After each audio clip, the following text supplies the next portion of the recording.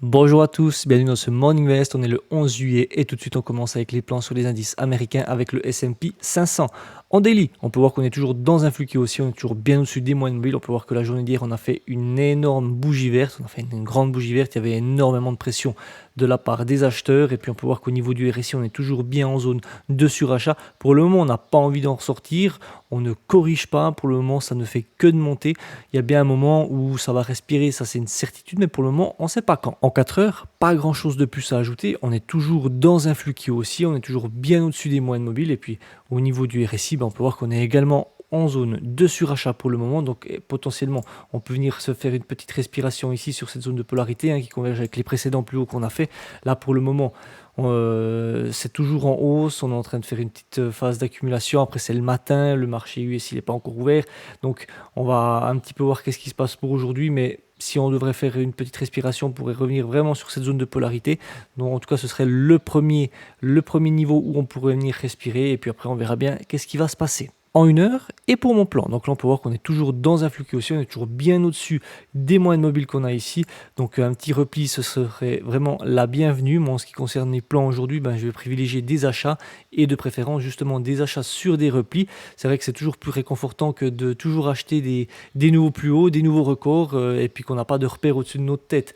Donc avant de passer au scénario acheteur, moi j'avais tracé ce petit support oblique qu'on a ici où il manquait potentiellement un petit point de contact.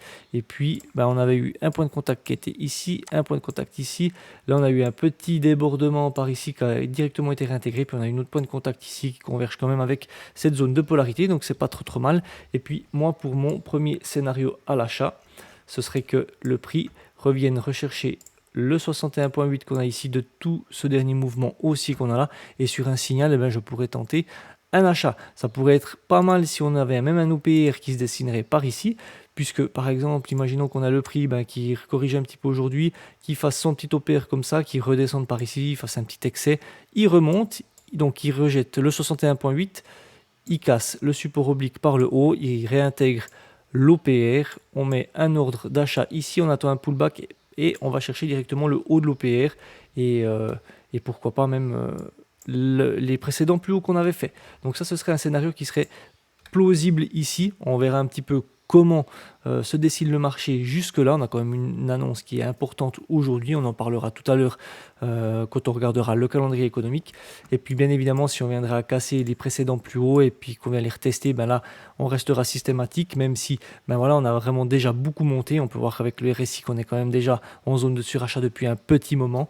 Et on continuera de payer toujours dans le flux qui lui il est très haussier.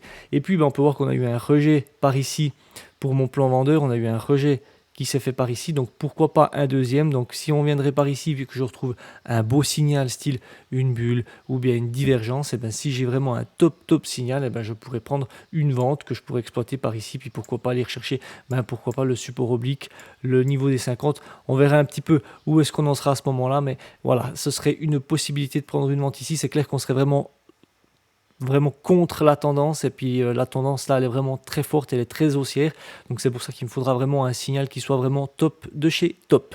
Donc voilà pour le S&P 500. Le Dow Jones en daily, on peut voir qu'on est toujours dans un flux haussier, on est toujours au-dessus des moyennes mobiles, et puis là le Dow Jones il nous fait vraiment plaisir parce que finalement il arrive à casser le 61.8 du dernier mouvement baissier, et encore casser, c'est petit, il nous l'a fracassé, il nous a fait une énorme bougie.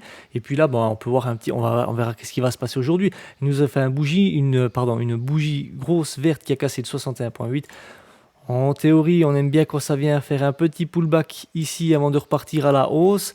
On verra un petit peu qu'est-ce qui se passe aujourd'hui. On peut voir que les anciens scénarios, chaque fois qu'on l'avait cassé un tout petit peu, on avait été directement rejeté. Là, on a quand même un petit peu de marge avant d'être rejeté. On a quand même pas mal de points avant d'arriver en dessous du 61.8. On verra un petit peu qu'est-ce qui se passe aujourd'hui. Mais là, on peut dire que le Dow Jones, il a trouvé de la force pour vraiment pumper. Et il a même cassé ses précédents plus hauts qu'il avait fait. Au niveau du RSI, on est toujours entre le niveau 30 et le niveau 70, donc on n'est pas en zone de surachat. Il y a toujours et encore du potentiel pour aller plus haut, pour aller encore plus rechercher les 100%.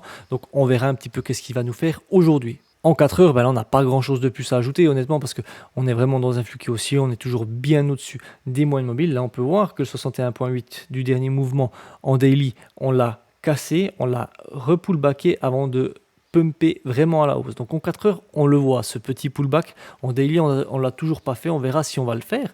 Mais en 4 heures, il a été fait. Et puis on a également cassé le niveau des 40 000 qu'on a également repullbacké avant de repartir à la hausse. Donc là, voilà, on était dans une zone de résistance où on avait bloqué une fois, deux fois, là 3 fois, on l'a fracassé.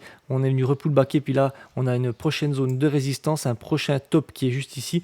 Et c'est vraiment le prochain gros obstacle et l'autre objectif auquel on doit arriver pour aller chercher les 100% qu'on a en daily, en 1 heure. Et pour mon plan, donc là on peut voir qu'on est quand même dans un flux qui est toujours très oscillant, on est toujours bien au-dessus des moyennes mobiles. En ce qui concerne mes plans aujourd'hui, je vais plus privilégier des achats. Pour le moment, j'ai pas mis de plan vendeur parce que je vois pas vraiment de zone, quelque chose où je pourrais vraiment shorter le Dow Jones pour le moment. On peut voir qu'on a fait une bulle ici, on a directement reparti à la hausse, donc elle a été invalidée. On a refait une bulle ici, directement invalidée par la suite, on est reparti à la hausse. Donc on verra un petit peu qu'est-ce qui se passe pour aujourd'hui. On peut voir qu'au niveau du RSI, on est toujours en zone de surachat. Donc on n'est quand même pas à l'abri d'une respiration. Et puis c'est clair qu'au niveau du RSI, on est plus descendant. Au niveau du prix, on est à plat ascendant. Voilà, on voit que ça diverge légèrement. Pour le moment, on n'a rien qui est confirmé, mais on peut se dire que ça diverge légèrement. On verra un petit peu au fil de la journée quand elle avance, un petit peu pour voir si ça nous fait vraiment une belle divergence ou pas du tout. Et puis, en 4 heures, j'avais mis cette zone de résistance. C'est vrai qu'en 1 heure, il y a potentiellement une petite zone intermédiaire. Il faudrait juste que je dézoome un petit peu. On peut voir ici, si on vient rechercher vraiment dans le passé, on a vraiment des zones à belle réaction ici. C'est une belle zone de polarité qui s'est dessinée. Donc ici, potentiellement, ça pourrait freiner un petit peu le prix si on arrive par là. Et puis moi, en ce qui concerne mes plans, j'ai 2 scénarios acheteurs. Ce serait le premier, qu'on vienne rechercher cette zone de polarité qui converge avec le 61.8 qu'on a vu en daily, qu'on vienne le repullbacker et qu'on reparte à la hausse. Et puis là, pour le moment, on peut voir qu'on a passé le niveau des 40 000, on s'est réappuyé dessus. Là, si on viendrait se réappuyer dessus et qu'on aurait un beau signal, et là, je pourrais également retenter un achat. Donc voilà, j'ai pas de plan vendeur pour le Dow Jones pour le moment. On va regarder, tout d'un coup ça nous fait un petit pump jusqu'ici, ça nous fait une belle bulle, ça nous fait une belle divergence. On verra un petit peu qu'est-ce qui se passe d'ici l'ouverture du marché des États-Unis. Le Nasdaq, en daily, on peut voir qu'on est toujours dans un flux qui est haussier, on est toujours bien au-dessus des moyennes mobiles. Le Nasdaq, il est inarrêtable pour le moment, comme je le répète à chaque fois. Quand on est en zone de surachat et puis qu'on ressort de cette zone de surachat, directement on y revient, ça repump toujours à la hausse. Et puis on peut voir qu'on a fait que des belles bougies vertes. Puis on a fait un petit doji également la journée de mardi, mais juste après ça, on a fait une grosse bougie verte à la hausse. Et puis là, pour le moment, voilà, ça a corrigé un petit peu. Il y a quand même eu la pression acheteuse qui est là ce matin. On verra un petit peu qu'est-ce qui se passe d'ici l'ouverture, mais c'est clair que là, le Nasdaq, il est très haussier. En 4 heures, là, on n'a pas vraiment grand-chose de plus à ajouter. On peut voir qu'on est toujours dans un flux haussier, on est toujours au-dessus des moyennes mobiles. On a vraiment une belle dynamique haussière puisqu'on fait toujours des plus hauts qui sont plus hauts, des plus bas qui sont plus hauts. La seule petite chose qu'on peut noter ici, c'est que c'est clair, on est en zone de surachat au niveau du RSI, mais on a une divergence qui est en train de se former. Donc on peut voir, là c'est en 4 heures, donc ça prend un petit peu plus de temps, mais on est plus ascendant ici, on est descendant au niveau du graphique. Et puis là, on peut voir, il suffit que ça continue de pumper un petit peu plus aujourd'hui et qu'au niveau du RSI, on vient casser le précédent plus haut qu'on a là. Et à ce moment-là, il n'y aurait plus de divergence, ça l'invaliderait. Mais supposons que le prix corrige un petit peu par ici, qui vienne recorriger un petit peu par ici, qui vienne nous casser le bruit qu'on a ici. Rappelez-vous, le bruit, c'est le pic contraire qu'il y a entre les deux pics qui forment la divergence qu'on a ici. Et puis là, ce serait une divergence qui serait vraiment exploitable et en plus de ça, qui est plutôt assez propre, je dois dire. Donc, on verra un petit peu qu'est-ce qui se passe. C'est du 4 heures, ça va prendre un petit peu plus de temps pour se valider ou pas du tout. Mais voilà, affaire à suivre et on verra tout ça pour le reste de la journée. En 1 heure et pour mon plan. Donc là, on peut voir qu'on est toujours dans un flux qui est haussier, on est toujours bien au-dessus des moyennes mobiles. Au niveau du RSI, on est en train de gentiment chatouiller la zone de surachat. Pour le moment, on est vers les 70, on est tout juste pas en zone de surachat.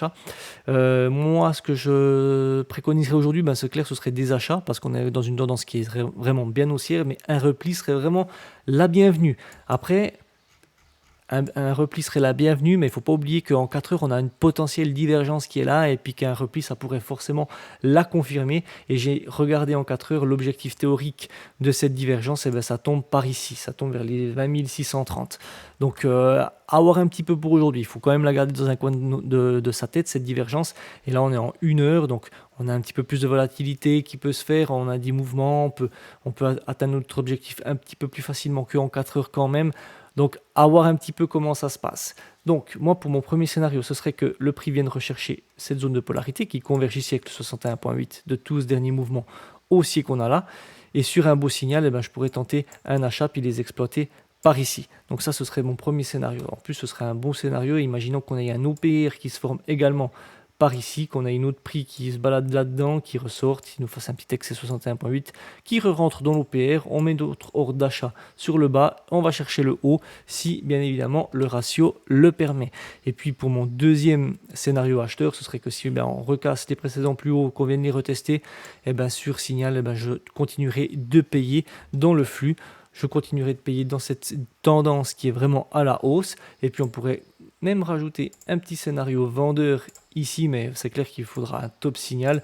On peut voir qu'on a quand même eu un petit rejet ici lors de la journée de hier. Et bien pourquoi pas un deuxième si on a le prix qui revient par ici et qui nous fait une belle bulle de Bollinger ou bien une belle divergence. Et bien à ce moment-là, on pourrait sur un beau signal exploiter des ventes par ici. Donc un petit peu, on va voir un peu comment ça se dessine d'ici là. Pour le moment, c'est clair que je ne me vois pas vraiment shorter, je dirais aucun indice pour le moment. C'est clair qu'on est en zone de surachat et que on attend un petit peu une respiration, mais pour le moment, la respiration, elle ne vient pas. Donc, dans la théorie, il faut trader que ce qu'on voit et puis on ne va pas anticiper les choses. Donc, on verra, on attend, on reste patient et puis on verra si on a un beau signal pour pouvoir l'exploiter. Donc, voilà pour le Nasdaq. Et puis, pour les plans sur les indices américains, on va directement passer au calendrier économique. Et concernant le calendrier économique, on peut voir qu'aujourd'hui, on a un petit peu plus de news qui sont majeures. On va commencer avec le Royaume-Uni qui va nous faire une annonce sur le PIB mensuel pour le mois de mai, mais le focus il se fera principalement aujourd'hui aux États-Unis puisqu'on a vraiment des news qui sont assez majeures, qui sont assez importantes, qui peuvent avoir un impact significatif en termes de volatilité sur les marchés. Donc on va commencer avec l'IPC. On aura l'IPC Core qui sera à 14h30 et qui sera suivi de l'IPC mensuel et annuel pour le mois de juin. Donc ça, c'est des annonces qui sont sur l'inflation. La déclaration du président de la Fed a dit que l'objectif de l'inflation n'était pas encore atteint, mais que potentiellement on pouvait avoir une réduction des taux au mois de septembre. On verra un petit peu qu'est-ce qui se passe. Donc c'est ces annonces aussi qui font que le marché il continue de monter. Et puis on aura également une autre annonce qui sera l'inscription hebdomadaire au chômage et on terminera avec un discours d'un membre du FOMC. Donc prudence à partir de 14h30. Je pense qu'il peut y avoir passablement de volatilité sur les marchés en fonction des résultats qui sont attendus par rapport aux précédents. Donc voilà un petit peu pour le calendrier économique. Concernant la stratégie dual momentum, c'est clair qu'on a vu qu'on était dans le vert, on a fait des beaux pump de la part de la journée d'hier, et puis c'est clair que les scores, là le tableau il n'est pas à jour, mais c'est clair que les scores ils ont un petit peu augmenté par rapport à la journée d'hier. On va aller un petit peu voir un petit peu ce que ça donne le MDY, le SPY. Le SPY comme ça a pumpé, vous savez très bien que j'attends une respiration, donc j'aurai pas mon signal d'entrée, mais on va quand même aller jeter un petit coup d'œil. Et on va commencer par le MDY cette fois-ci, et puis on peut voir que le MDY, on avait cassé le 61,8 de tous les derniers mouvements haussier qu'on a ici, et pour le moment il a été rejeté encore une fois. C'est pas la première fois que ça arrive, donc on est de nouveau dans cette zone de polarité, on est entre les deux moyennes mobiles, on est toujours dans un flux qui est baissier, donc pour le moment ça ne m'intéresse pas. C'est clair que là il nous a fait une belle bougie verte, c'est pas la première qu'il nous a faite avant de redégueuler par la suite, mais on verra un petit peu ce qui se passe. Ce qui est important de regarder, c'est surtout ici avec cette zone de neutralité. Attention, on est vers les 50, peut-être qu'on arrivera à passer par le dessus. Si on arrive à passer par le dessus, il n'y a rien qui est gagné pour le moment, mais ça peut déjà nous donner une indication sur le fait que on pourrait vraiment commencer à inverser la tendance, bien que rien ne soit fait pour le moment. Et puis, pour le SPY, vous voyez, j'ai enlevé les retracements Fibonacci parce que à force de les décaler tous les jours, au bout d'un moment, ils sont plus significatifs. Donc pour le moment, là, on peut voir que la journée hier, on a fait une grosse bougie verte. Pour le moment, on attend. On va quand même le retracer pour voir un petit peu ce que ça donne. Mais si je reprends vraiment ce dernier mouvement qu'on a ici, et que je me mets là, ben voilà, l'idéal c'est qu'on vienne rechercher cette moyenne mobile 50 avant qu'on reparte à la hausse. Au niveau du RSI, ben on est en zone on est en zone de surachat, c'est clair. Par contre, ce plus haut là, il est plus bas que celui-ci, et ce plus haut ici, il est plus bas également que celui-là. Donc, pour le moment, il n'y a pas de divergence, il n'y a rien du tout, il n'y a pas de signal de retournement. Pour le moment, s'il y a des petites respirations, c'est juste pour ressortir de la zone de surachat pour y rentrer par la suite. Donc, pour le moment, on patiente. Il n'y a rien à faire au niveau de la stratégie. Donc voilà, on patiente, on laisse faire le marché et puis on verra bien qu'est-ce qui se passe. Après, ben voilà, entre le mois de juin, juillet, août, c'est toujours un petit peu plus compliqué. Mais, mais je reste quand même convaincu que des opportunités, on peut en avoir tout du long de l'année, n'importe quel mois, qu'elles peuvent se produire à tout moment. Donc voilà, on attend, on patiente. Donc voilà, c'est tout pour moi pour aujourd'hui. Je vous invite à mettre vos retours dans les commentaires, à vous abonner à la chaîne. Moi, je vous dis à tout bientôt pour une nouvelle vidéo. Et surtout, n'oubliez pas de rester prudent sur les marchés. Ciao!